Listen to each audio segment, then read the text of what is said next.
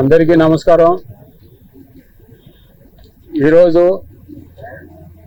మా అమ్మగారు శ్రీమతి బసవరామ తారకం గారి శత జయంతి.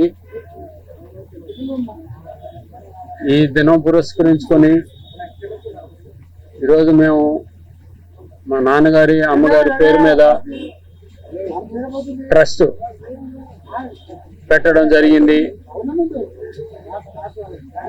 మా నాన్నగారు ఎప్పుడు సమాజమే దేవాలయం, ప్రజలే దేవుళ్ళు అనే నినాదంతో మాకు స్ఫూర్తినిచ్చి ఆ స్ఫూర్తితో ఈ Basavarama Tarakam NTR trust charitable trust ఈరోజు ప్రారంభించడం జరిగింది. సో మొదటిగా ఇక్కడ అన్నదానం చేయడం జరిగింది అందరికీ. మా అమ్మగారు ఎంతో పుణ్యాత్మురాలు. ఆవిడ ఒక ఉత్తమ ఇల్లాలుగా, ఉత్తమ కోడలుగా, ఉత్తమ మాతృమూర్తిగా ఎనలేని సేవలు అందించారు నిస్వార్థంగా. అలాగే మా నాన్నగారి కీర్తి ప్రతిష్టలు గనక ఆయన వెన్నంటే ఉండి ఆయన కీర్తి ప్రతిష్టల్ని మిన్నంటేలాగా చేశారు ఆవిడ.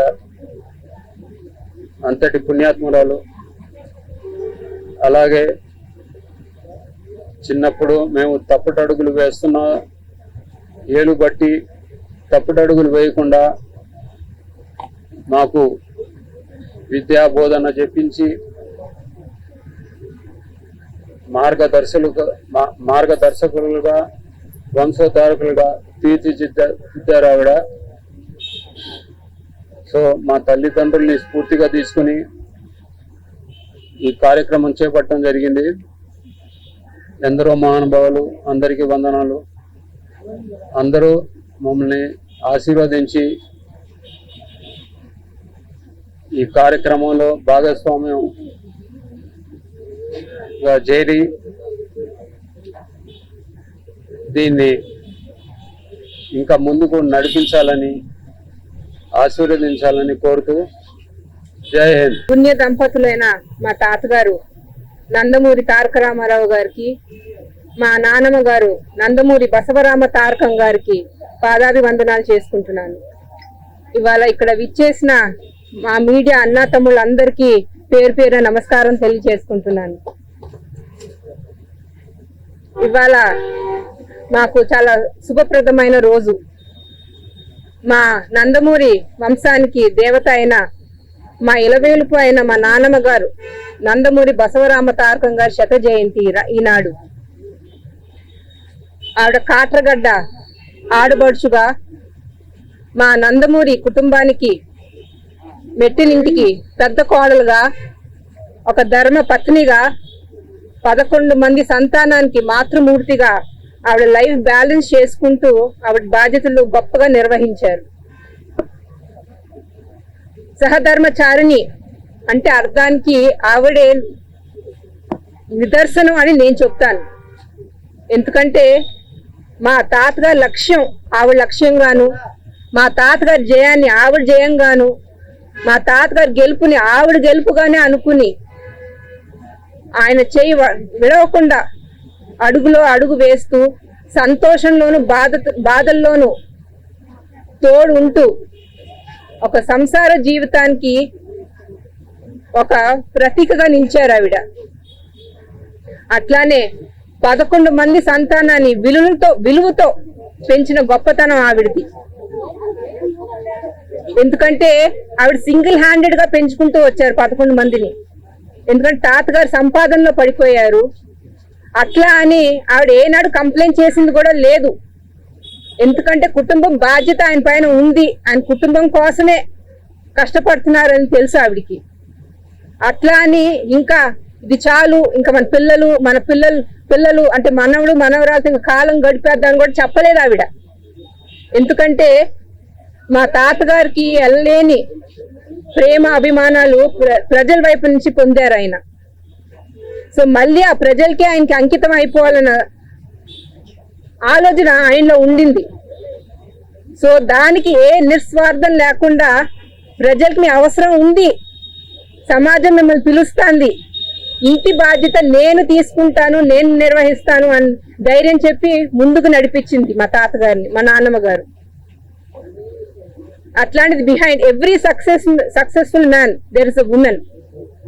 అంటే ప్రతి మగవాడు వెనక, విజయం వెనక ఒక ఆడది ఉంది అంటానికి ప్రతీక మా నాన్నమ్మ గారు.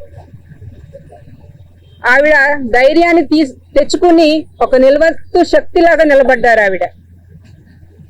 మా తాతగారు నందమూరి తారక రామారావు గారు విశ్వవిఖ్యాత నట సార్వభౌమ, ఒక గొప్ప నటుడుగా, ఒక గొప్ప ప్రజానాయకుడుగా, తెలుగు జాతికి, తెలుగు ప్రజల ఆత్మగౌరవానికి ఒక మూల స్తంభంలా నిలబడ్డారు. సమాజమే దేవాలయం, ప్రజలే దేవుళ్ళు అనే నినాదం ఆయనది. అంటే సమాజ అభివృద్ధి, ప్రజల సంక్షేమమే ఆయనకి తారక మంత్రం, అదే ఊపిరి ఆయనకి. ఆయన ముఖ్యమంత్రి అయి ఉండొచ్చు, ప్రజానాయకుడు అయి ఉండొచ్చు, కానీ ఒక సంఘ సంస్కర్తగా ఆయన ఎన్నో పథకాలు అమల్లోకి తీసుకొచ్చి ఎంతో మంది జీవితాల్లో వెలుగు నింపిన ఆపత్ బాంధవుడు మా తాతగారు నందమూరి తారక రామారావు గారు. అట్లాంటిది ఆ పుణ్య దంపతులకి మేము రక్తం పంచుకుని పుట్టి, వాళ్ళ పేరు కూడా పంచుకుని, ఇవాళ వాళ్ళకి మేము కొంతలో కొంత రుణం తీర్చుకునే భాగ్యం మాకు ఆ దేవుడు కలిగించాడు. ఆ వాళ్ళ విలువలతో వాళ్ళు చూపిన బాటలో నడుద్దామని, ఇంకా సమాజ సేవే మాది కూడా అని నిర్ణయించుకున్నాం. వాళ్ళే మాకు స్ఫూర్తి ప్రదాతలు.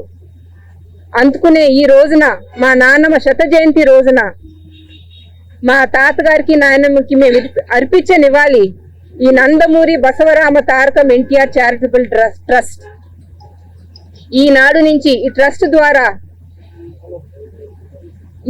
ద్వారా ఎంతమందికి సహాయం కావాలన్నా, ఏమేమి మాకు హెల్పింగ్ హ్యాండ్స్ కావాలన్నా వాళ్ళందరికీ మేము అందుబాటులో ఉంటామని తెలియచేసుకుంటూ, అట్లానే ఇవాళ ఈ కార్యక్రమాన్ని పాసిబుల్ చేసినందుకు ముందుగా మా ఆంధ్రజ్యోతి చౌదరి అంకుల్ గారికి, తర్వాత పేపర్లో వచ్చిన డిజైన్స్ బుజ్జి గారికి, అండ్ నా చెల్లెలు భువన రమణమూర్తి, కళావేదిక భువన రమణమూర్తి గారికి ధన్యవాదాలు తెలియజేసుకుంటూ, మా బాబాయ్ నటసింహం నందమూరి బాలకృష్ణ గారు తొందరగా కోలుకోవాలని కోరుకుంటూ, భగవంతుని కోరుకుంటూ మీ అందరి దగ్గర సెలవు తీసుకుంటున్నాను. జై ఎన్టీఆర్. అందరికీ నమస్కారం. ఇవాళ మా గాడ్ పేరెంట్స్, మా తాతగారు, మా నాయనమ్మ పేరు మీద ట్రస్ట్ ఓపెన్ చేయడం జరిగింది. ఇవాళ మాకు ఇంకా ఎంతో స్పెషల్, ఎందుకంటే ఇవాళ మా నాన్నమ్మ గారి సత్య జయంతి. వారు భూదేవంత ఓర్పు ఎప్పుడు ఉండేవారు. మా కుటుంబానికి ఒక కులదేవత సమానం. అలానే మా తాతగారు ఏ కార్యం చేసినా కూడా కలిసి చేయండి అని చెప్పుకుంటా వచ్చారు. So it's not a one man show, ఎప్పుడు ఇట్స్ కలెక్టివ్ మూవ్మెంట్ అనుకుంటానే చెప్పుకుంటా వచ్చారు. సో ట్రస్ట్ స్టార్ట్ చేస్తామంటే we want to lend our helping hands to the needy. So me inputs, me contribution మాకు ఎంతో ఇంపార్టెంట్. ఎందుకంటే we strongly believe అందరూ కలిసి కట్టు ఒక టీం వర్క్ లాగా చేసుకుంటే ఏది సాధ్యం లేదు. చేసే గుణం, సహాయం చేసే గుణం ఉంటే చేయి అదే కలుస్తుంది. నమస్కారం.